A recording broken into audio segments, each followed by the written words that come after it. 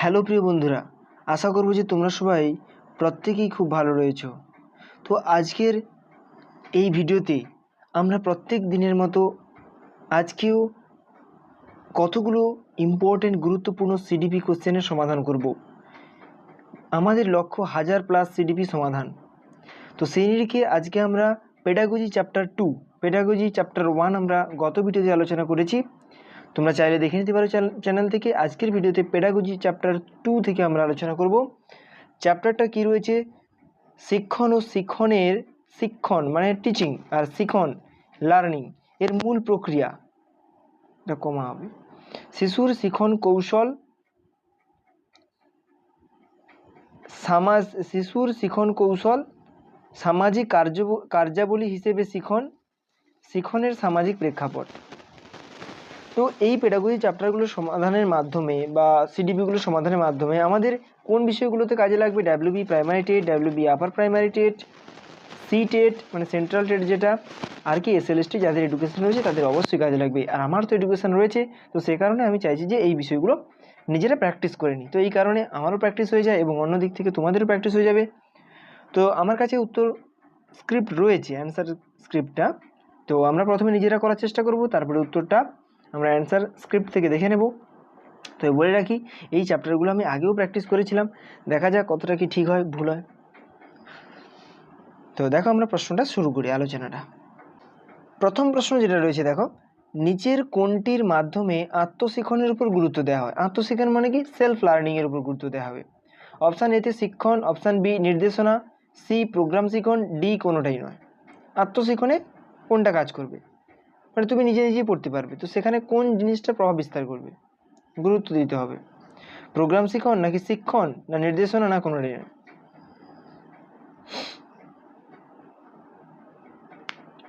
আত্মশিক্ষণ কিন্তু প্রোগ্রাম শিক্ষণের মাধ্যমে সম্ভব হয়।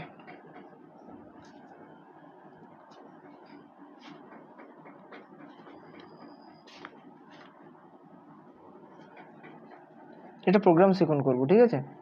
আশা করব তোমরাও নিশ্চয়ই প্রোগ্রাম শিক্ষণ ভেবেছিলে। তো এখানে উত্তরটা দেখে নিই কী আছে।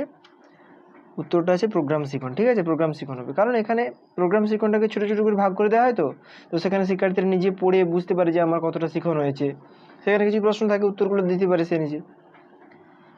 দুয়ে দেখো কি রয়েছে, প্রোগ্রাম শিক্ষণের নামে যে মনোবিদ শিখন প্রদীপন তৈরি করেছেন তিনি হলেন থর্নডাইক, স্কিনার, ক্রাউডার, প্যাভলভ। শিখন প্রদীপন তৈরি করেছেন, শিখন প্রদীপন অ্যাকচুয়ালি তৈরি করা হয়েছে যদি আমরা বলি, যে কারণে দেখো সক্রিয়তার উপর ভিত্তি করে কিন্তু প্রোগ্রাম শিখন তৈরি হয়। আর সক্রিয়তার উপর ভিত্তি করে এখানে যিনি করেছেন, মানে সর্বপ্রথম যিনি করেছেন, পরীক্ষা নিরীক্ষাগুলো করেছেন, তিনি হচ্ছে স্কিনার। তো তিনি পরীক্ষা নিরীক্ষার মাধ্যমে কিন্তু এই প্রোগ্রাম শিখন যে ধারণাটা অ্যাকচুয়ালি ওনার থেকেই কিন্তু আসা। তো সেই জায়গায় প্রোগ্রাম শিক্ষণের উপর ভিত্তি করে তিনি শিক্ষণ প্রদীপনগুলো তৈরি করার কথা বলেছেন। প্রদীপন মানে উপকরণ, টিএলএম আর কি। শ্রেণীকক্ষে ফিডব্যাক অত্যন্ত কার্যকরী একটা ব্যবস্থা। ফিডব্যাক সেটা তোমার কাছ থেকে হতে পারে, শিক্ষার্থীদের কাছ থেকে হতে পারে।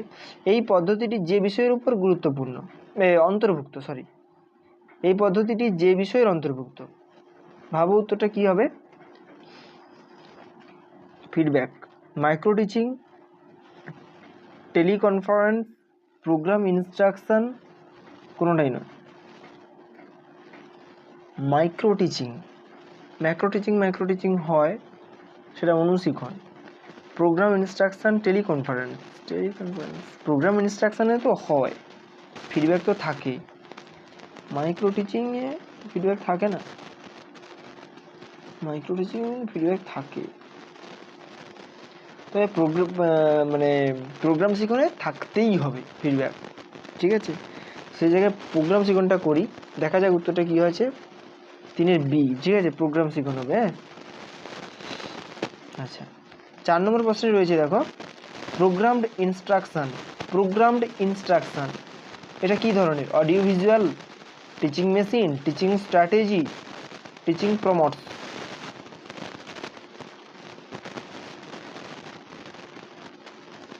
প্রোগ্রাম শিক্ষণ হচ্ছে এটা কি? অডিও ভিজুয়াল, মানে শোনা যায়, দেখা যায়, তুমি পড়লে শুনতে পাবে, সেটা ঠিক আছে। এটা একটা টিচিংয়ের কৌশল, স্ট্র্যাটেজি, না এটা টিচিং মেশিন, না টিচিং প্রমোটস? দেখো এটা হচ্ছে টিচিং প্রমোটস হতে পারে। কারণ কি, এটাকে এটাকে ছোটো ছোটোভাবে ভাগ করে শিক্ষার্থীদের পড়ানো হয়। একটা ভাগ পড়ানো হলো, সেখানে শিক্ষার্থীরা সঠিকভাবে উত্তর দিলে আবার তারপরে ভাগে যাওয়া হবে। ঠিক আছে, অডিও ভিজুয়াল প্রতিবন দেখা যাক কী আছে উত্তরটা। চারের সি আছে, বুঝলে, টিচিং স্ট্র্যাটেজি। এটা একটা কৌশল, এটা একটা কৌশল। হ্যাঁ, চারে দেখে সি আছে, এটা শিক্ষাদানের কৌশল। আচ্ছা, 5 নম্বর প্রশ্ন রয়েছে, দেখো, শিক্ষণ পদ্ধতি হিসেবে প্রজেক্ট পদ্ধতি প্রবর্তন করে কে? প্রজেক্ট পদ্ধতি মানে প্রকল্প পদ্ধতি। বর্তমানে আমরা যে দেখি যে একেবারে প্রায় মানে তোমাদের কোনো কোনো হয়তো মডেল যে প্রাথমিক বিদ্যালয়গুলো, সেখান থেকে হয়তো শুরু হয়ে গেছে প্রকল্প পদ্ধতি, যেটা প্রজেক্ট, যেটা আমরা জমা দিই স্কুলে, আমরা দিয়েছি 11-12 তো আমরা দিয়েছি, তার আগে ছিল না। কিন্তু এখন তো 5 থেকে মাস্ট থাকে। যাই হোক, সেই পদ্ধতির প্রবর্তন করেন কি? এটা কিলপ্যাট্রিক হবে। জন ডিউর হাত ধরে এটা করে, কিন্তু হচ্ছে কিলপ্যাট্রিক এটাকে প্রচলন করেন, অ্যাকচুয়ালি প্রবর্তন করেন। এই কারণে প্রবর্তন হিসেবে যদি প্রচলন ধরা হয় তাহলে কিলপ্যাট্রিক হবে। কারণ কিলপ্যাট্রিক এবং স্টিভেনসন প্রজেক্ট পদ্ধতি কিছু পরিবর্ধন করেন, তো সেগুলো করার পরে এটাকে করা হয়। তো সে জায়গায় কিলপ্যাট্রিক, দেখি কী আছে, হ্যাঁ বি আছে, ঠিক আছে, কিলপ্যাট্রিক। শিক্ষণ পদ্ধতিতে পরিকল্পনার স্তর, পরিকল্পনা করব কোন স্তরে? আমি পরিকল্পনাটা করব, কোনো কিছু পড়াবো শিক্ষার্থীদের, কখন করব পরিকল্পনাটা? Pre active, post interactive, post active, কোনোটাই না। দেখো, প্রি অ্যাক্টিভ মানে কি, আমি যখন ক্লাস করব তার আগে। ইন্টারঅ্যাক্টিভ মানে ক্লাস করছি তো সেই সময়।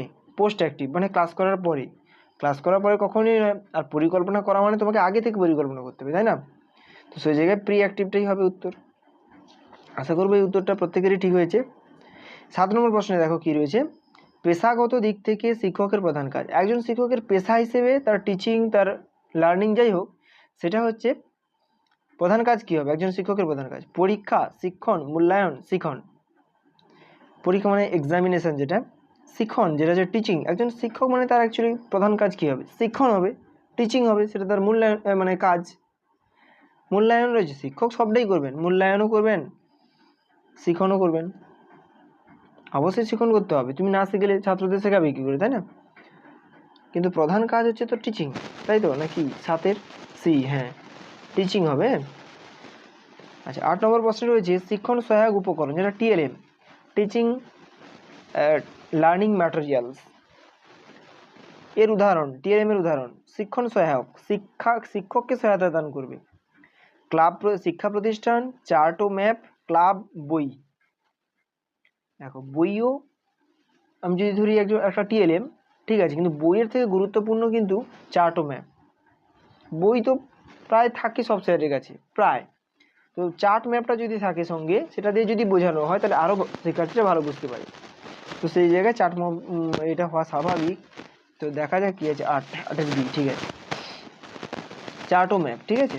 তারপরে প্রশ্ন, শিক্ষাবিদগণ জ্ঞানের স্থায়িত্ব বৃদ্ধি কী পদ্ধতি গ্রহণ করছেন? শিক্ষাবিদগণ, যারা এডুকেটরস, তারা কি বলেছেন?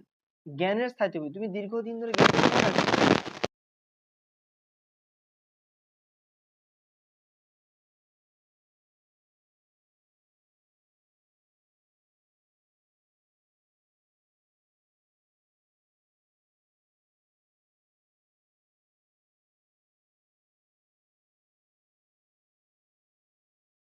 এর উত্তরটা হবে কি? অনুশীলন, প্র্যাকটিস, তাই না? অভ্যাস করতে হবে আমাদের।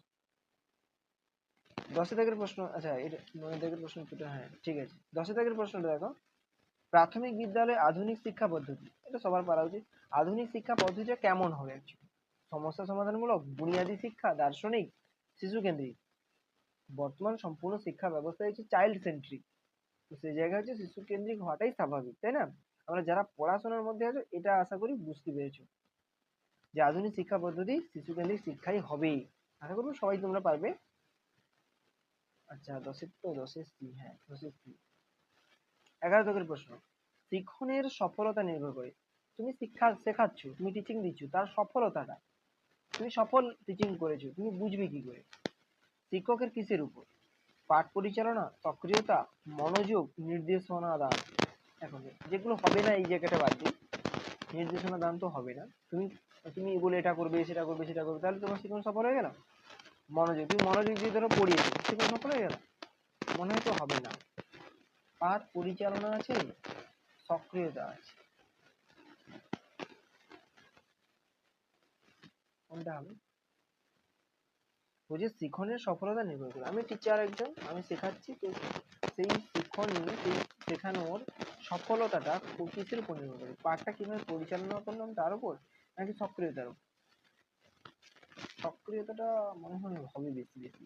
কারণ কি, সক্রিয় যদি থাকে আমি সঠিকভাবে পাঠ পরিচালনা করতে পারবো। পাঠ পরিচালনা আমি যেরকম হোক পাঠ পরিচালনা করে দিয়ে চলে এলাম, আমি এরকম ভেবে যুক্তটা করার চেষ্টা করছি। তো তোমরা সবাই করো, আমার মনে হয় বি, 11 কি পাঠ পরিচালনা, পাঠ পরিচালনা তোমাকে সঠিকভাবে করতে হবে। পাঠ পরিচালনা, ঠিক আছে, পাঠ পরিচালনা তোমরা যারা পাঠ পরিচালনা করেছিলে তাদের ঠিক। 12তে গিয়েছিল, শিক্ষণের কোন স্তরে মূলত শিক্ষার মূল্যায়ন, শিক্ষার মূল্যায়ন মানে তুমি কি শিখেছো জেনে শিক্ষার মূল্যায়ন কোন স্তরে? প্রাক সক্রিয়তা, ক্রিয়া প্রতিক্রিয়া, উত্তর সক্রিয়তা, আত্ম সক্রিয়তা। উত্তর সক্রিয়তা মানে পোস্ট অ্যাক্টিভ, যেটা শিক্ষার মূল্যায়ন হয়।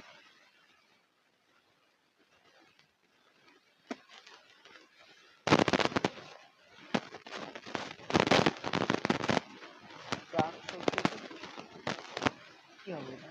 প্রাক সক্রিয়তা প্রাক সক্রিয়তা শিক্ষার মূল্যায়ন, ক্রিয়া প্রতিক্রিয়া শিক্ষার মূল্যায়ন হয়। ক্রিয়া প্রতিক্রিয়া হতে পারে, ধরো শিক্ষক কিছু জানতে চাইছেন, সেখানে শিক্ষার্থী যদি বলে না উত্তর মানে একবার শেষে, একবার শেষে কথা আমি আর বলেছে আত্মসক্রিয়তা, আত্মসক্রিয়তাটা তো হয় না। তাহলে প্রশ্নটা আমরা দেখে নিই কি আছে উত্তর। 12 দাগের আছে সি, সি উত্তর সক্রিয়তা, একদম শেষে পোস্ট অ্যাক্টিভ স্টেজে, ঠিক আছে, এটাই হয়তো সবাই করেছো তোমরা, ঠিক আছে তোমরা, ঠিক আছে। তারপরে 13 দাগের প্রশ্ন হবে, শিক্ষণে মানে টিচিং এর পরিকল্পনামূলক স্তর হলো, পরিকল্পনা মানে হচ্ছে যেটাকে পরিকল্পনা, প্ল্যান করছি, শেখাবো তার জন্য প্ল্যান, সেটা হচ্ছে কোন স্তরকে, এই স্তরটাকে বলা হয় পরস্পর ক্রিয়া, প্রাক সক্রিয়তা, উত্তর সক্রিয়তা, যুক্তি সক্রিয়তা। এটা অবশ্যই কোনটা হবে? প্রাক সক্রিয়তা হবে। এই প্রশ্নটা আমরা আগে তো করেছি, তাই না? হ্যাঁ, 13 বি, ঠিক আছে। 14 আগের প্রশ্ন, পাঠ পরিকল্পনার সবচেয়ে গুরুত্বপূর্ণ দিক, আমি পাঠ পরিকল্পনা করছি তার সবচেয়ে গুরুত্বপূর্ণ দিক কোনটা? মূল্যায়ন, পাঠের উদ্দেশ্য, পাঠ পরিকল্পনার বিবরণ, পাঠ্যিকা। দেখো পাঠ্যিকাটা কিন্তু আমরা জানি সবাই, কারণ কি পাঠ্যিকা মানে লেসন প্ল্যান, যেটা মানে কিভাবে পড়াবো, কিভাবে কোন সময় কিটা বলবো, সেটা হচ্ছে লেসন প্ল্যানটা যে তৈরি করা বাড়িতে, আমরা যারা বিএড করেছি বা ডিএলএড করেছি তারা সবাই জানি। সেখানে সবচেয়ে গুরুত্বপূর্ণ দিকটা কি? এটা কি পাঠ্যিকা তৈরির মূল মূল গুরুত্বপূর্ণ, নাকি পাঠ পরিকল্পনার বিবরণ, নাকি মূল্যায়ন? দেখো মূল্যায়নটা কিন্তু খুব গুরুত্বপূর্ণ, পাঠ্যিকাও কিন্তু গুরুত্বপূর্ণ।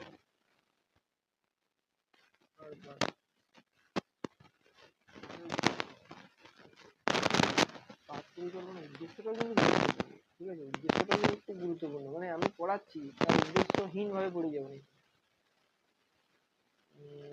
পাঠের উদ্দেশ্যটাই হবে, ঠিক আছে, ঠিক আছে, পাঠের উদ্দেশ্যটা নিলাম। দেখ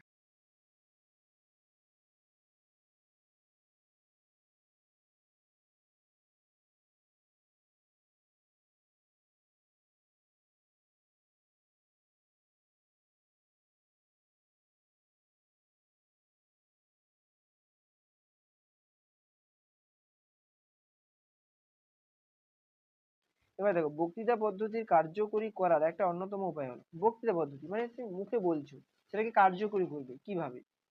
তুমি বোর্ডে লিখবে, গলার স্বরকে পরিবর্তন করবে, মজা করবে, প্রশ্ন করবে।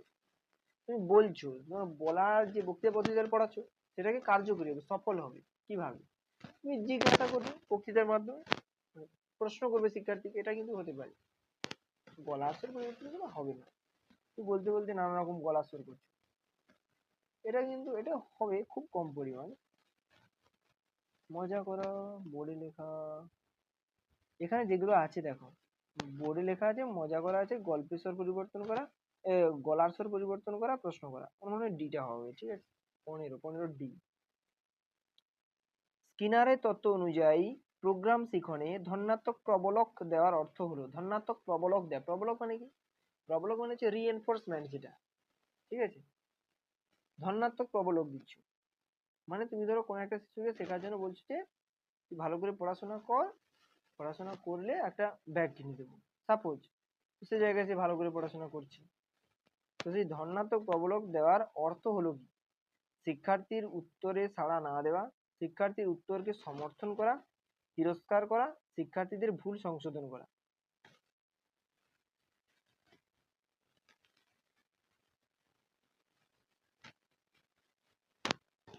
ধনাত্মক শিক্ষার্থীর উত্তরকে সমর্থন করলাম আমি, মনে করো এটা একটু একটু আলাদা করে উদাহরণ যদি দিই, তো সেখানে ধরো মনে করো শিক্ষার্থীকে তুমি কোনো একটা প্রশ্ন জিজ্ঞাসা করেছো, সে প্রশ্নটার উত্তর বললো তোমাকে, তুমি জানো যে প্রশ্নের উত্তরে কিছুটা ভুল হয়েছে, কিছুটা না অধিক কিছুটা, কিন্তু তুমি সেখানে তবুও বললে যে সুন্দর বলেছো, আরো ভালো করে বলার চেষ্টা করবে, ভালো হয়েছে হবে, এইভাবে যে বলা, এইভাবে বলার পরে এইভাবে পড়বে, ভালো করে পড়তে পারবে, ভালো রেজাল্ট করতে পারবে, এই যে বলাগুলো এগুলো কি ধনাত্মক প্রবলক দেওয়া, ঠিক আছে।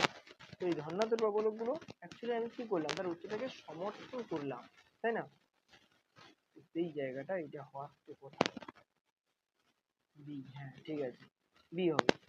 17 নম্বর প্রশ্ন রয়েছে, শিক্ষার্থী যাতে শিক্ষণীয় বিষয় সহজে না ভুলে তার জন্য কি ব্যবস্থা করতে হবে। তুমি যেটা পড়াচ্ছ সেটা শিক্ষার্থীরা সহজে ভুলবে না, তার জন্য তুমি কি করবে, সক্রিয়তার মাধ্যমে শিক্ষাদান করবে, অন্যান্য শিক্ষণীয় বিষয়ের সঙ্গে সম্পর্ক যুক্ত করে পড়াবে, সমস্যা সমাধানের মাধ্যমে শিক্ষা দেবে, না সবগুলি করবে, সবগুলি তো হওয়া উচিত না, 17, 17 ডি সবগুলি।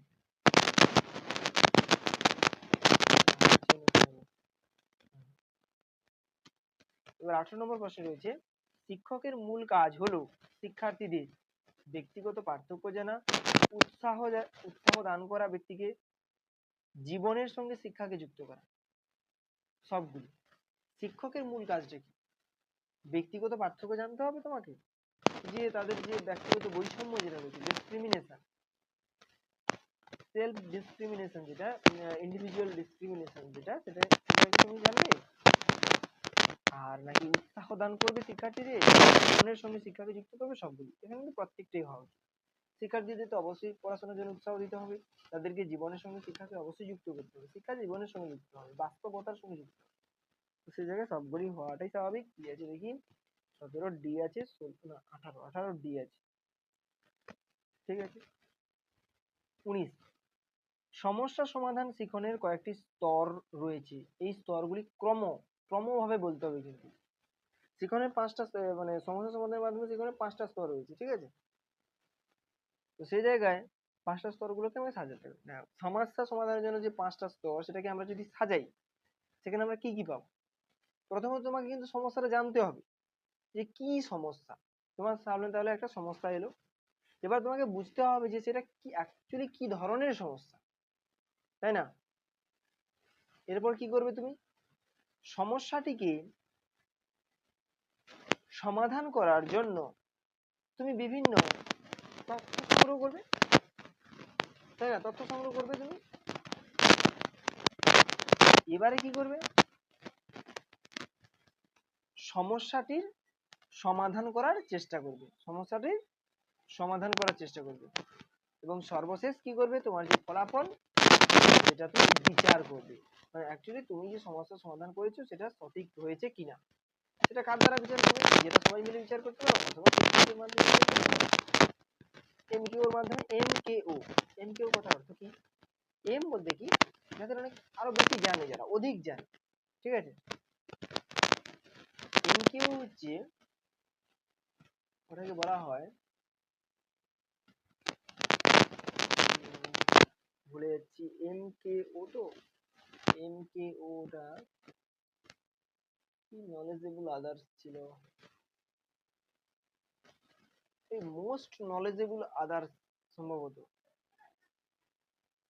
আমার খেয়াল হচ্ছে না, সম্ভবত মোস্ট নলেজেবল আদার্স মানে যে অনেক বেশি জানে, নলেজেবল, তার আরো অনেক অভিজ্ঞতা রয়েছে তার মধ্যে, তাই না, এটা হচ্ছে এমকিউ।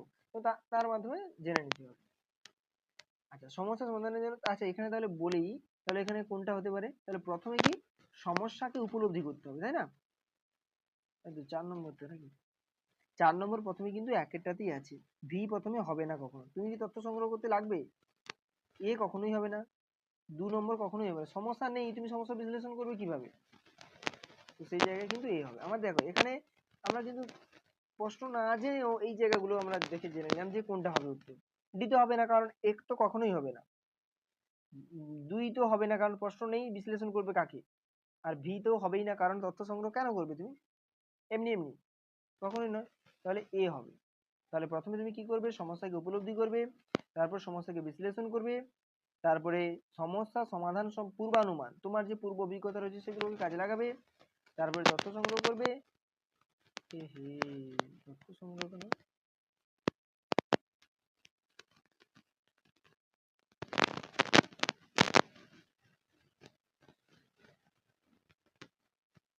হ্যাঁ, সমাধান সময় পূর্বানুমান, তারপরে তথ্য সংগ্রহ করলে তারপরে ফলাফল বিচারকরণ সর্বশেষ হবে। বোঝা যাচ্ছে সর্বশেষ হবে।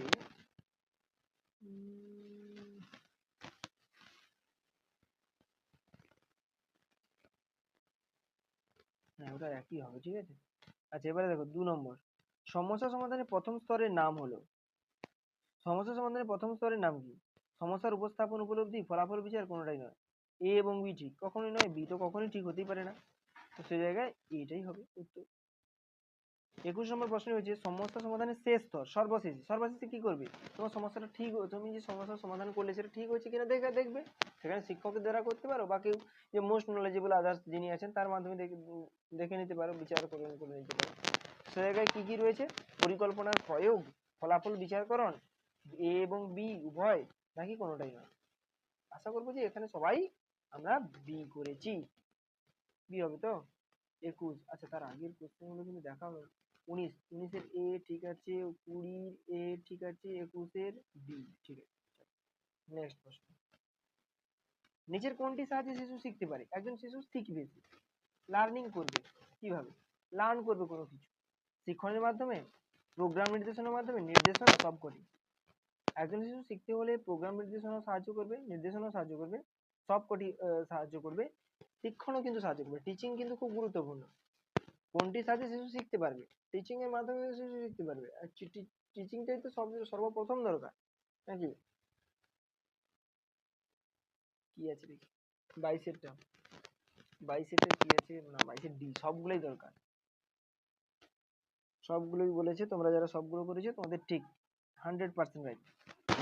এবারে 23 নম্বর প্রশ্ন যেটা রয়েছে, 23 নম্বর প্রশ্নে কি রয়েছে,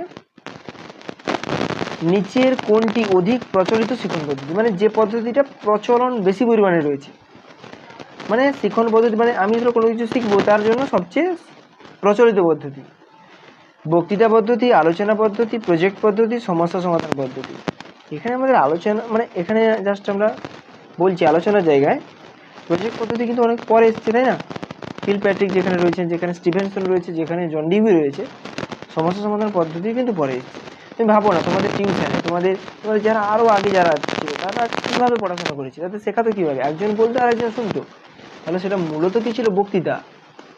আমরা যদি সেই প্রাচীন যুগের শিক্ষা দেখি তো সেখানে দেখবো যে শিক্ষক কেন্দ্রিক শিক্ষা, গুরুমশাইরা বলতেন আর শিক্ষার্থীরা শুধু শুনতেন।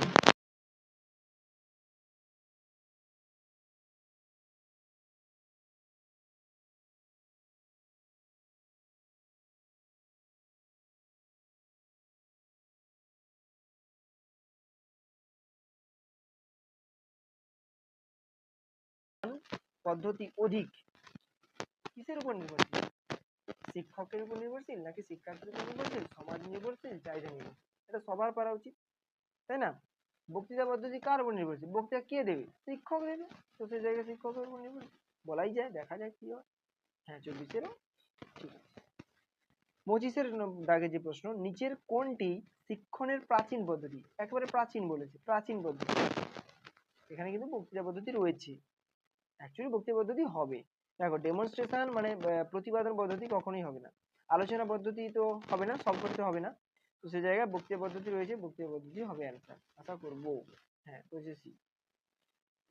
আরো কি রয়েছে 26, এবারে 26 দাগের প্রশ্ন রয়েছে নিচের কোন পদ্ধতির সাহায্যে অধিক মৌখিক নির্দেশনা দেওয়া হয়। অধিক পরিমাণে মৌখিক নির্দেশনা মানে মুখে বলে কিছু বলা, কাউকে কিছু বলা যে তুমি এটা করো তুমি সেটা করো, কোন পদ্ধতিতে করা হয়? আলোচনা পদ্ধতি, বক্তৃতা দান পদ্ধতি, ডেমনস্ট্রেশন পদ্ধতি, কোনোটাই নয়। দেখো অধিক বলেছে কিন্তু প্রত্যেকটাতেই কিন্তু তোমাকে কি করতে হবে সেটা বলা হয়, কিন্তু অধিক বলা হয় কোথায়? বক্তৃতা পদ্ধতিতে করা হয়। বি, তাই তো? 26-এর বক্তৃতা পদ্ধতি। 27 নম্বর প্রশ্ন রয়েছে নিচের কোন পদ্ধতি বাস্তব সামাজিক পরিবেশের উপর গুরুত্ব আরোপ করে? কোন পদ্ধতি বাস্তব সামাজিক পরিবেশ, বিষয়টাকে ভাবার চেষ্টা করো। বাস্তব সামাজিক পরিবেশের উপর গুরুত্ব আরোপ করে আলোচনা পদ্ধতি, বক্তৃতা পদ্ধতি, প্রকল্প পদ্ধতি, সবকটি। বাস্তব সামাজিক পরিবেশের উপর,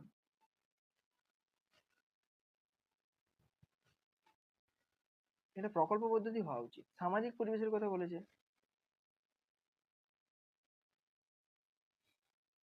দেখা যাক কি হয়। 27 সি, প্রকল্প পদ্ধতি।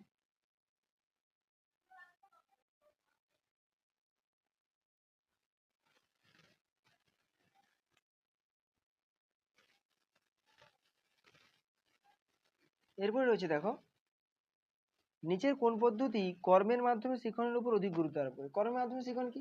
Learning by doing. কোন পদ্ধতি? লার্নিং বাই ডুইং এর মাধ্যমে। তুমি শিক্ষা মানে হাতে কলমে শিখবে, ডুইং এর মাধ্যমে, কর্মের মাধ্যমে শিখবে। কোন কোন জায়গায়? বক্তৃতাতে হবে না, কারণ সেখানে শিক্ষক বক্তৃতা দেবে, শিক্ষার্থী বক্তৃতা শুনবে, সেখানে হবে না।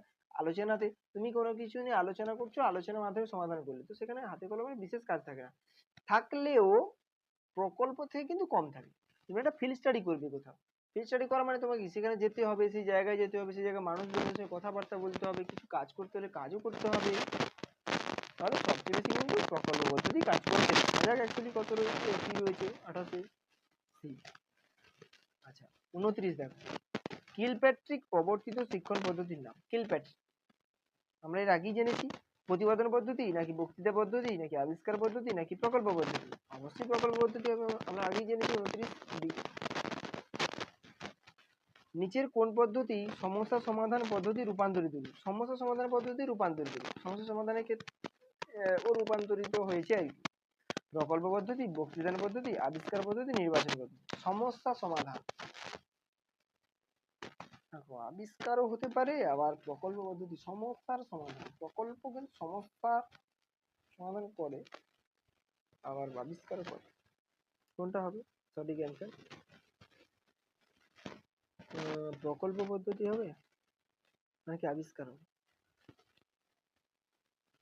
সমস্যা সমাধান পদ্ধতি রূপান্তরিত রূপ, যেমন রূপান্তরিত শিলা আমরা বলেছি, একটা শিলা থেকে আরেকটা, যেমন মার্বেল চুনাপাথর থেকে মার্বেল হয়ে গেল।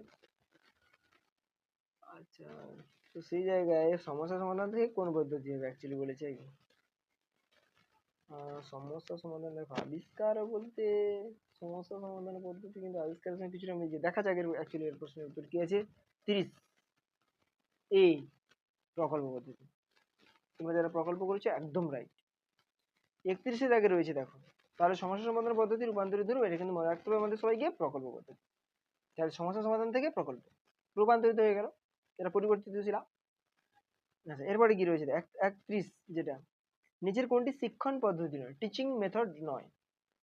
আত্মশিক্ষণ পদ্ধতি, বক্তৃতা দান পদ্ধতি, প্রকল্প পদ্ধতি, আবিষ্কারমূলক পদ্ধতি। এগুলো দেখো প্রত্যেকটি কিন্তু টিচিং মেথড, বক্তৃদান, প্রকল্প, আবিষ্কার। আত্মদর্শনটা সম্ভবত হবে না, দেখা যাক অ্যাকচুয়ালি কত রয়েছে। হ্যাঁ আত্মদর্শন হবে, ওটা হবে না, ওটা টিচিং মেথড নয়। আচ্ছা এবারে কি 32 নম্বর প্রশ্ন নিচের কোনটি মিথস্ক্রিয়ামূলক শিক্ষণ কৌশল? মিথস্ক্রিয়ামূলক মানে তুমি কোনো কিছু বললে আমি শুনলাম, আমি বললে তুমি শুনলাম, তুমি বললে সে শুনলো, সে শুনলো, আমি শুনলাম, এইভাবে সকলের মধ্যে একটা যে আর যে সবাই মিলে আলোচনা করে যে একটা বলে দিলাম আর কি। আচ্ছা এখানে যে পদ্ধতিগুলো রয়েছে দেখো আলোচনা পদ্ধতি, বক্তৃতা পদ্ধতি, সমস্যা সমাধান পদ্ধতি, অবরোহী পদ্ধতি। অ্যাকচুয়ালি এটা হবে কি আলোচনা পদ্ধতি, তাই না? আমরা একে সবাই সবাই একসঙ্গে আলোচনা করে বললাম কোনো কিছু, মিথস্ক্রিয়া বলেছে না, ইন্টারাকশন যেখানে থাকবে সেখানে তো অবশ্যই থাকবে, ক্রিয়া প্রতিক্রিয়া থাকবে মানে আলোচনা। 33 দাগের যে প্রশ্ন রয়েছে নিচের কোন পদ্ধতি স্বয়ং শিখনে অধিক সাহায্য করে? স্বয়ং শিখন মানে নিজে শিখন, আত্মশিখন। প্রোগ্রাম পদ্ধতি, বক্তৃতান পদ্ধতি, অবরোহী পদ্ধতি, সমস্যা সমাধান পদ্ধতি। প্রোগ্রাম শিখন অ্যাকচুয়ালি হওয়া উচিত। তো বক্তৃতা তো হবে না, সমস্যা সমাধানও হবে না। সমস্যা সমাধানে আত্মশিখন সাহায্য করেও, কিন্তু তোমার সমস্যা দেওয়া হলো, ঠিক না, আত্মশিখনে তুমি সাহায্য করে খবরই। তবে সবচেয়ে বেশি প্রোগ্রাম শিখন, কারণ তোমাকে ছোট ছোট করে ভাগ করে দেওয়া হলো, তোমাকে পড়ে দেওয়া হলো, তুমি বাড়িতে সেগুলো ভালো করে পড়ছো এবং জানছো যে আমার কতটা অ্যাকচুয়ালি পড়া হয়েছে, যে প্রশ্নগুলো আছে সেগুলো উত্তর দিয়ে পারছো, তখন তুমি বুঝতে পারবে। তো সেই জায়গায় দেখা যাক কি হয়। 33-এর এ, প্রোগ্রাম শিখন। স্কিনার প্রবর্তিত শিক্ষণ পদ্ধতির নাম। স্কিনার যে ধরনের শিক্ষণ পদ্ধতির কথা বলেছে, বক্তৃতা দান, সমস্যা সমাধানমূলক, অবরোহী, প্রোগ্রাম পদ্ধতি। স্কিনারের কাছ থেকে কিন্তু প্রোগ্রাম পদ্ধতি, সক্রিয়তা ভিত্তিক পদ্ধতি। তো 34-এর সি, ঠিক আছে, 34-এর সি হবে। প্রোগ্রাম পদ্ধতি কোন ধরনের অনুবর্তন নির্ভর, কোন ধরনের স্কিনার, কোন অনুবর্তন, সক্রিয় অনুবর্তন। সেই জায়গায় আছে নাকি দেখো, হ্যাঁ প্রথমেই দিয়েছে দেখো, সক্রিয় অনুবর্তন, প্রাচীন অনুবর্তন তো প্যাভলভ, প্রান্তীয় অনুবর্তন নেই, আর স্বাভাবিক অনুবর্তন তো নয়। তো সেই জায়গায় সক্রিয় হবে, আশা করি সক্রিয় হওয়া উচিত। কি আছে দেখি, 35-এর এ, সক্রিয় অনুবর্তন, যেটা হচ্ছে অপারেন্ট কন্ডিশনিং, ঠিক আছে। 36-এর আগের প্রশ্ন রয়েছে, নিচের কোন পদ্ধতি ফিডব্যাক অত্যন্ত জরুরি। ফিডব্যাকটা খুব গুরুত্বপূর্ণ। বক্তৃতা দান, আলোচনা, প্রোগ্রাম, সমস্যা সমাধান, কোনটা হবে? আমরা আগেও করেছি এর প্রশ্ন উত্তরটা, কিন্তু ঠিক আছে সবারই পারা উচিত। সেটা হচ্ছে প্রোগ্রাম শিখন। তোমরা যারা প্রোগ্রাম শিখন করেছো তোমাদের 100% রাইট উত্তর। আচ্ছা, 37-এর আগে যে প্রশ্ন রয়েছে, শ্রেণীকক্ষে কোন পদ্ধতিতে পড়ানো হবে এটা ঠিক করবেন কে? কে ঠিক করবেন? এটা আমরা সবাই জানি, শিক্ষার্থী নাকি শিক্ষক? শিক্ষক শিক্ষার্থী কোনোটাই নয়। এখানে অনেকেই করে দিতে পারে শিক্ষক শিক্ষার্থী, কখনোই নয়। শিক্ষার্থী কি করে ভাই ঠিক করবে যে কোন পদ্ধতিতে পড়ানো হবে? সেটা শিক্ষকের কাজ। তো শিক্ষকের তো প্রধান কাজ টিচিং, শিক্ষণ, তাই না? আমরা পড়েছি, জেনেছি তো। 37-এর বি, শিক্ষক। 38-এর আগের প্রশ্ন রয়েছে, শিক্ষণ পদ্ধতি নির্বাচন করার ক্ষেত্রে প্রধানত শিক্ষকের কথা বিবেচনা করা হয়, শিক্ষার্থীর কথা বিবেচনা করা হয়, সমাজের কথা বিবেচনা করা হয়, কোনোটাই নয়। তুমি একজন শিক্ষক, তুমি কোন পদ্ধতিতে পড়াবে, সেখানে কার উপর গুরুত্ব দেবে? তুমি তোমার উপর, নাকি সমাজের উপর, নাকি শিক্ষার্থীদের উপর যাকে পড়াচ্ছ? অ্যাকচুয়ালি শিক্ষার্থীদের উপরই গুরুত্ব দেওয়া উচিত, তাই না? তো সেই জায়গায় 38-এর আগে কি উত্তর আছে দেখি, বি, একদম রাইট অ্যান্সার। 39-এর দাগের প্রশ্ন রয়েছে, শিক্ষণ পদ্ধতি নির্বাচন করার ক্ষেত্রে শিক্ষক অধিক গুরুত্ব দেবেন। আবার কি হলো? শিক্ষণ পদ্ধতি নির্বাচনের ক্ষেত্রে অধিক গুরুত্ব দেবেন শিক্ষার্থীর চিন্তন ক্ষমতার উপর, শিক্ষার্থীর জ্ঞানের উপর, শিক্ষার্থীর ধারণার উপর, শিক্ষার্থীর প্রেরণার উপর। দেখো, শিক্ষার্থীর জ্ঞান কতটা আছে না আছে সেটা গুরুত্বপূর্ণ বিষয় নয়, বা শিক্ষার্থীর কতটা ধারণা আছে কোন বিষয়, সেটা সেটা বিশেষ গুরুত্বপূর্ণ কিছুটা বিষয় নয়। না থাকলে আমাকে ধারণা দিতে হবে প্রথমে। মনে করো তুমি ক্লাসে গেছো, শিক্ষার্থীরা ফল সম্পর্কে পড়াবে, ফল, ফ্রুট, কিন্তু শিক্ষার্থীরা ফ্রুট জানেই না, ফ্রুট আসলে কি, মানে ধারণাই নেই। যা তোমাকে প্রথমে ধারণাটা ক্লিয়ার করতে হবে। তুমি গিয়ে শুরু করে দিলে এটা আম, এটা আপেল, এটা কলা, এর ফলটা কি ব্যাপার, সেটা কিভাবে, মানে ছোটখাটো রূপে তার একটা ধারণা দিতে হবে যে এইটা ফল। তারপরে তুমি ফল দেখাও যে এটা আম, এটা কলা, এটা আপেল ইত্যাদি ব্যাপারগুলো। তাহলে তোমাকে শিক্ষার্থীর চিন্তন ক্ষমতার উপর গুরুত্ব দিতে হবে। আশা করি এটা হওয়া উচিত। 39 এ, তোমরা যারা করেছো একদম ঠিক আছে। নিজের কোনটি শিক্ষণের নীতি, মানে টিচিং যে প্রিন্সিপালস গুলো রয়েছে, প্রিন্সিপালস অফ টিচিং, কোনটা? সহজ থেকে কঠিন, সরল থেকে জটিল, নির্দিষ্ট থেকে সাধারণ, সবকটি। আশা করবো কি সবকটি হওয়া উচিত। প্রথমে তো শিক্ষার্থী সহজ করাতে হবে, তারপরে ধীরে ধীরে কঠিন। যেমন দেখো, গণিতের ক্ষেত্রে আমরা ভালো দেখতে পাই, কারণ দেখবে গণিতের যে প্রথম শুরু, বলে না যে পূর্ব পাঠের আলোচনা, মানে কি? তাহলে পূর্বে যেগুলো শিখেছো সেগুলো তোমাকে এখানে জানতে হবে একটু ভালো করে। ওখানে দেখবে খুব সহজ জিনিসগুলো থাকে, যেগুলো আমরা জানি, একটু হয়তো আলাদা। ধীরে ধীরে যখন আমরা চ্যাপ্টারে গভীরে ঢুকবো, তখন দেখবে কিছুটা কিছুটা করে কঠিনের দিকে আমরা যাচ্ছি। ঠিক আছে, নির্দিষ্ট থেকে সাধারণ আসবে। আবার নির্দিষ্ট থেকে সাধারণ কিরকম, মানে উদাহরণ থেকে আমরা সংজ্ঞাতে আসবো। আমরা সংজ্ঞা প্রথম পড়বো না, আমরা প্রথম উদাহরণ পড়বো।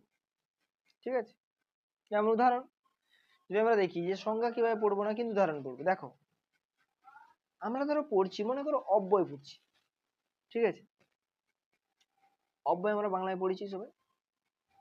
আবার ইংরেজিতে যেটাকে আমরা পড়েছি প্রিপোজিশন, যেটাকে কনজাংশন, যেটা ইন্টারজেকশন, এগুলো কিন্তু সবই কিন্তু অব্যয়।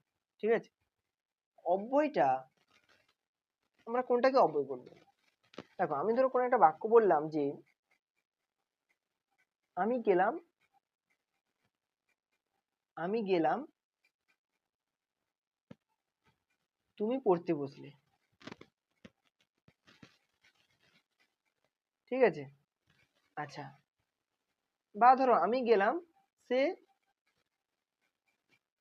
বাড়ি থেকে বেরিয়ে গেল, বা আগের প্রশ্নটা যেটা বললাম, সেখানে দেখো আমি যদি এবং কথাটা যুক্ত করি, এ বি এবং যদি কথাটা যুক্ত করি, সেখানে কিভাবে বাক্যটা দাঁড়াচ্ছে যে আমি গেলাম এবং তুমি পড়তে বসলে। দেখো এবং কথাটা, এবারে ধরো আমি গেলাম না বলে ধরো বললাম যে রাজাবাবু বাড়িতে গেলেন, প্রীতম পড়তে বসলো। সেখানে বললাম যে রাজাবাবু বাড়িতে গেলেন এবং প্রীতম পড়তে বসলো, তাই না? দেখো এখানে সাবজেক্টের জায়গায় মানে প্রোনাউনের জায়গায় নাউন করলাম, তাই না? সেখানে প্রোনাউনের জায়গায় নাউন করলাম, কিন্তু এই যে অ্যান্ড বা এবংটা এর কিন্তু বদল হলো না। তাহলে দেখলাম যে এখানে নাউন থাকুক বা প্রোনাউন থাকুক, বা মানে ছেলে থাকুক অথবা মেয়ে থাকুক, বা আমি ধরো বললাম যে মিতালি ম্যাম পড়াতে এলেন, প্রীতম পড়তে বসলো, তাহলে পুরুষটাই চেঞ্জ করে দিলাম, মানে জেন্ডারটা চেঞ্জ করে দিলাম, তবুও কিন্তু ওখানে অ্যান্ডই থাকলো। তাহলে দেখো এমন কিছু কিছু শব্দ আছে যেগুলো লিঙ্গ, পুরুষ, বিভক্তি এগুলো ভেদে, পুরুষ ভেদে পরিবর্তন হয় না, অর্থাৎ পরিবর্তন হয় না আর কি। এগুলোকেই বলছি আমরা অব্যয়। অ্যাকচুয়ালি যার ব্যয় নেই তাকে আমরা বলি অব্যয়। সেই রকম ভাবে নির্দিষ্ট থেকে সাধারণটা আমি জাস্ট বোঝানোর জন্য এটুকু বললাম, ঠিক আছে? মানে আমরা উদাহরণ থেকে সংজ্ঞাতে যাব, সংজ্ঞা থেকে উদাহরণে নয়, তাহলে আমরা দীর্ঘদিন মনে থাকবে আমাদের পড়াগুলো। আচ্ছা, অর্থবহ শিখনের ধারণা দেন। অর্থবহ শিখন কে গো? আসুবেল, টলম্যান, স্কিনার, থর্নডাইক। অর্থবহ শিখন আসুবেল। এটা প্র্যাকটিসের সময় সম্ভবত আমি পড়েছিলাম, আমার মনে নেই। 41 কি আছে ওই দেখি। হ্যাঁ, আসুবেল, ঠিক আছে, আসুবেল হবে। 42 কি রয়েছে? নিচের কোন বাক্যটি প্রজ্ঞাধর্মী শিখনের ক্ষেত্রে সঠিক ধারণা? প্রজ্ঞাধর্মী মানে কগনিশন। তো সে জায়গায় ভুলের দ্বারা আচরণ পরিবর্তন, অভিজ্ঞতার দ্বারা আচরণের পরিবর্তন, সমস্যা সমাধানের দ্বারা অন্তর্দর্শনের মাধ্যমে আচরণের পরিবর্তন। দেখো প্রজ্ঞা শিখনের ক্ষেত্রে জরুরি প্রজ্ঞাধর্মী শিখন মানে জ্ঞানমূলক শিখন। জ্ঞানমূলক শিখন করতে গেলে কিন্তু তোমাকে ভাই অভিজ্ঞতা অর্জন করতে হবে, তোমাকে জানতে হবে, পড়তে হবে, তারপরে তুমি জানবে। সেখানে ভুল তো থাকবে না, কারণ মনে করো তুমি ধরো শিক্ষা কাকে বলে এই সংজ্ঞাটা তুমি জানতে চাও, বা শিক্ষার প্রকৃত অর্থ কি, তার জন্য তুমি ভুল করছো। এখানে তো ভুল ঠিকের কোনো ব্যাপার নেই। আমার মনে হয় বি হওয়া উচিত। সেই জায়গায় কি আছে দেখি। 42, না 42 কি বলেছে বুঝলে? সমস্যা সমাধান। তথ্যগত শিখনের সময় শিক্ষার্থীদের কোনটি করে না? শিক্ষার্থীরা নিচের কোনটি করে না? তথ্যগত শিখন, তারা তথ্য নিচ্ছে। শিক্ষক শিক্ষার্থীকে বিষয়ের বাস্তব প্রয়োগের কথা জিজ্ঞাসা করে। শিক্ষার্থীর উদাহরণ তারা জানতে চায়, যে নির্দিষ্ট উদাহরণ তারা জানতে চায়। তারা বিমূর্ত ধারণাকে মূর্ত ধারণায় ব্যবহার করার চেষ্টা করে। কোনো তথ্য কিভাবে মনে রাখা সহজ সেই ব্যাপারে জিজ্ঞাসা করে। দেখো বাস্তব প্রয়োগ, এখানে দেখো বিমূর্ত ধারণাকে মূর্ত ধারণায় ব্যবহার করার চেষ্টা করে, কিন্তু তুমি যখন বলছো যোগ, তারা কিন্তু মনে মনে যোগের একটা যে চিহ্ন সেটা কিন্তু আঁকার চেষ্টা করছে, বা অনেকে দেখবে খাতায় ব্যবহার করে।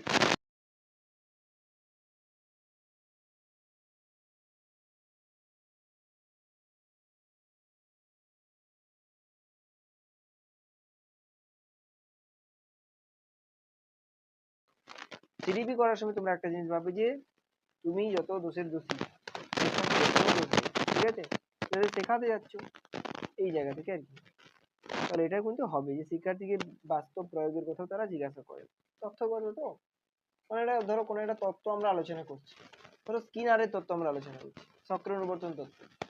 আমরা শিক্ষককে জিজ্ঞাসা করতে পারি যে এটা কিভাবে অ্যাপ্লাই করব, কিন্তু সেখানে আমরা এটা কিন্তু জিজ্ঞাসা করতে পারি না যে এটাকে কিভাবে সহজে করা যায়।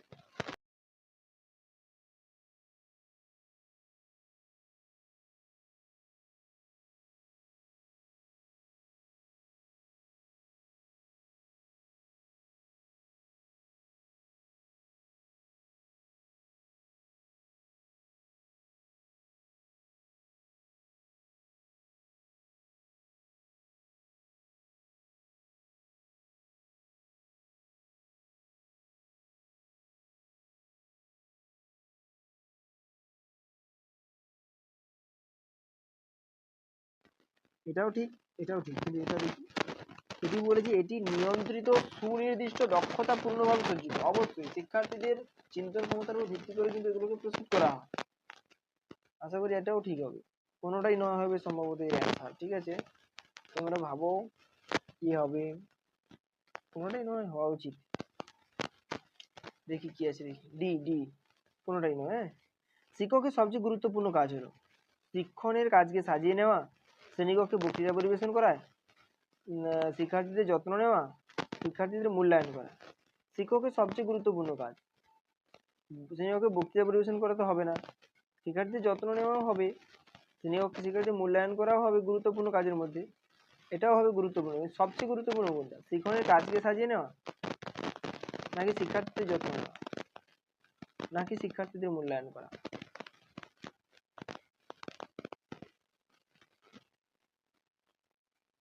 দেখো, কাজকে সাজিয়ে নেওয়াটাও কিন্তু খুব গুরুত্বপূর্ণ কাজ। তুমি কিভাবে পড়াবে তার প্ল্যানটা কিন্তু করে নেওয়া, এটা কিন্তু গুরুত্বপূর্ণ কাজ। মূল্যায়ন করা তো অবশ্যই গুরুত্বপূর্ণ কাজ, তার মানে এ হওয়া উচিত, তাই না? 45, 45-এর এ হবে, এ এ। যারা তোমরা এ করেছো একদম রাইট। আচ্ছা, এনসিএফ 2005 অনুযায়ী শিক্ষক হবেন একজন কি? এনসিএফ 2005 অনুযায়ী একজন শিক্ষক হবেন কি? 2005-এ বলা হয়েছে কি একজন শিক্ষক হবেন, অ্যাকচুয়ালি আমরা এডুকেশনে পড়েছি যে শিক্ষক হবেন, তোমরা অনেকেই অনেক বইতে থাকে, যারা ফিলোসফি নিয়ে পড়ে তারাও কিন্তু এই বিষয়টা জানে যে একজন শিক্ষক হবেন শিক্ষার্থীর বন্ধু, দার্শনিক এবং পথপ্রদর্শক। তাহলে একজন যদি বন্ধু হয় তাকে সাহায্য করবে, একজন যদি দার্শনিক হয় তাকে পথ দেখাবে, তার পথপ্রদর্শক তো মানে পথ দেখাবে, গাইড আর কি, গাইডার, গাইড যিনি থাকবেন তাহলে গাইড করবে তাকে কিভাবে চলতে হবে, কিভাবে কিটা করা যাবে না করতে হবে, এগুলো নির্দেশনা দেবে তাকে। তাহলে অ্যাকচুয়ালি কি শিক্ষক তাহলে অ্যাকচুয়ালি কি করছে, তার কাছে বিভিন্ন সুযোগ সুবিধাগুলোকে তুলে ধরছে যে তুমি এইটা করো, তুমি সেইটা যাও, সেইটা করো, তুমি এটা এই দিক দিয়ে করো, তাই না? তাহলে এগুলো কি করছে অ্যাকচুয়ালি, তাহলে বস মনিবের মতো কাজ করছে কি অ্যাকচুয়ালি, নেতার মতো কাজ করছে? কখনোই নয়। আবার কি উপরে সবগুলি, এ দুটো নয় মানে উপরে সবগুলি নয়, তাহলে পড়ে আছে কি সুযোগ সুবিধা প্রদানকারী, ফ্যাসিলিটেটর, এটা মনে রাখবে, ফ্যাসিলিটেটর। 47 রয়েছে নিয়ন্ত্রিত শিক্ষার ক্ষেত্রে নিজের কোন বক্তব্যটি প্রযোজ্য নয়। নিয়ন্ত্রিত শিক্ষা মানে যেটা হচ্ছে ন্যারো এডুকেশন সিস্টেম। ঠিক আছে, নির্দিষ্ট লক্ষ্য অনুযায়ী পরিকল্পিত, অবশ্যই নির্দিষ্ট লক্ষ্য, নির্দিষ্ট নির্ঘণ্টের মধ্যে সীমাবদ্ধ নয়, সুপরিকল্পিত এবং নির্দিষ্ট পাঠ্যক্রম, শিক্ষার্থীদের নিয়মিত উপস্থিত। নিয়ন্ত্রিত শিক্ষা মনে করো স্কুলে, একদম স্কুলের সঙ্গে তুলনা করবে এটা। স্কুলে আমাদের একটা নির্দিষ্ট লক্ষ্য থাকে, কি লক্ষ্য? তুমি ধরো ক্লাস 12 করছো, ক্লাস 12-এ তোমার উদ্দেশ্য ভালো রেজাল্ট করে পাস করা, একটা ভালো রেজাল্ট করবো। আচ্ছা, তারপরে আমরা যদি সিটা দিয়ে দেখি, সুপরিকল্পিত নির্দিষ্ট, তোমাদের জন্য নির্দিষ্ট পাঠ্যক্রম রয়েছে, সিলেবাস রয়েছে, কিন্তু তার বাইরে কিন্তু কিচ্ছু হবে না। শিক্ষার্থীদের নিয়মিত উপস্থিত দরকার, শিক্ষার্থীদের প্রত্যেকদিন বিদ্যালয়ে যেতে হবে। নির্দিষ্ট নির্ঘণ্টের মধ্যে সীমাবদ্ধ নয়, তোমাদের নির্দিষ্ট নির্ঘণ্টের মধ্যে সীমাবদ্ধ, কারণ 1 বছর পরে তোমরা পাস আউট হয়ে বেরিয়ে যাবে, নাহলে ফেল করলে সেখানেই থাকবে, এটা একবারে নিশ্চিত। সীমাবদ্ধ, এটা একটা নির্দিষ্ট সময় থেকে নির্দিষ্ট মানে সময় পর্যন্ত চলে, তাই না? কিন্তু এখানে নয় বলেছে, তাহলে এটাই হচ্ছে প্রযোজ্য নয়, তাহলে এটাই হবে রাইট অ্যান্সার, মানে বিটা হবে রাইট অ্যান্সার, বি। এরপরে দেখি কি আছে, এরপরে হচ্ছে অ্যান্সার স্ক্রিপ্ট। তোমাদের অ্যান্সারটা দিয়ে দিয়েছি, তোমরা চাইলে পরবর্তীকালে যখন এটা প্র্যাকটিস করবে অ্যান্সার স্ক্রিপ্টটা স্ক্রিনশট করে নিতে পারো। ঠিক আছে, তো আজকের ভিডিওটা এই পর্যন্ত। ভালো লাগলে লাইক করবে, এই ধরনের ভিডিওগুলো তোমরা পেতে চ্যানেলটিকে সাবস্ক্রাইব করবে। ভালো থেকো, সুস্থ থেকো, এবং পরবর্তী ভিডিওতে আমরা আরো কতগুলো গুরুত্বপূর্ণ সিডিপি কোশ্চেন নিয়ে আলোচনা করব। জয় হিন্দ, জয় ভারত।